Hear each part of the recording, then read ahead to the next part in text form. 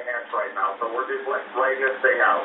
So you get a lot of car alarms or home burglar alarms that go off, and maybe fire alarms because of the lightning and the...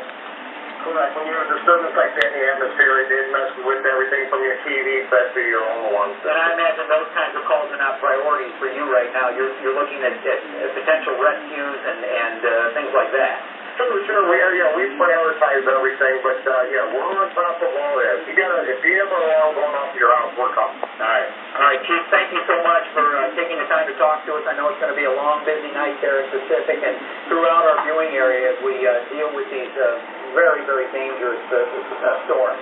Thanks, Chief. That was the Chief of Police, who I never got his name. I apologize for that, Chief. Got another damage report for you. All right.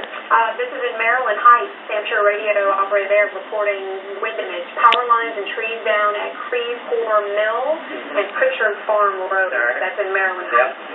So, keep in mind that we've had reports of this thing, of damage from this thing, right, Matt, that started in the western portions of our viewing area, and if I recall, it was Gasconade County. We had large hail reports in Gasconade County, even larger hail reports in Montgomery County, and then we really started getting into some more damage reports around New Melling, when the spin seemed to become a little bit tighter. Could have been a brief touchdown there, and maybe possibly a brief touchdown in Warrenton, we were told by some train spotters. Now it seems like, and maybe it's a factor of population density, maybe it's a factor of the issue of this storm encountering more structures, but it seems like suddenly within the last 15-20 minutes we're getting a lot more structural damage reports. All right, so we've got this Trail of Tears that starts to the west in St. Charles County, and a significant and consistent path of damage that rolls into western portions and northwestern portions of St. Louis County into the Maryland Heights area.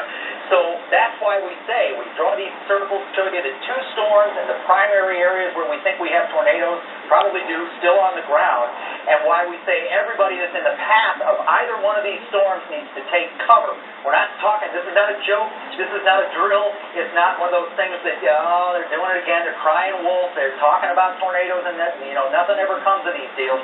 It's happening, all right? You saw a live video of a damaged home here on News 4 a short time ago.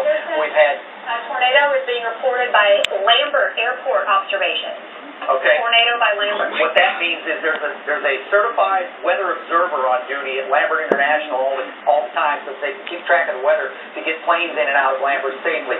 That trained observer, who has a wealth of experience and training behind him or her, is observing a tornado. Is that what they're saying? That's what it says. There you are. Tornado being reported by from Lambert the airport. Now we've got an airport camera that hopefully we can pop that up.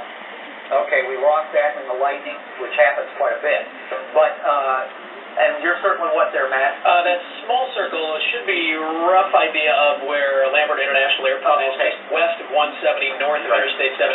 And this circle sort of indicates that broader area of rotation, which could be dropping a tornado, right? Well, and we think that likely the tornado's probably up in this area somewhere. Yeah. And it's moving to the east. And the reason I talk about this, I call it Trail of Tears, is this path of destruction that this thing has caused is doing this. This is happening. It's real time, and everybody who's in the path of this thing, I don't mean to be overly alarming, but at the same time, we're to make sure you understand this is not a typical strong thunderstorm. This is a tornado. There's a tornado on the ground, and it's causing damage, and it could be deadly. It is a very dangerous storm, and it's tracking right along 270. This is the northern portion of St. Louis County. This is Highway 270, where it's east and west. Here's Pontoon Beach as we cross over to Illinois. Here's Florissant and Blackjack and Bell Fountain neighbors to the west. Here's all